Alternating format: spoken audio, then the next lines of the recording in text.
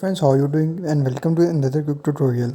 In this video, I will show you how you can enable or disable call notification flashlight or LED light while call or notification in Realme C25y. So before you start the video, don't forget to subscribe and also press the bell icon for my latest videos.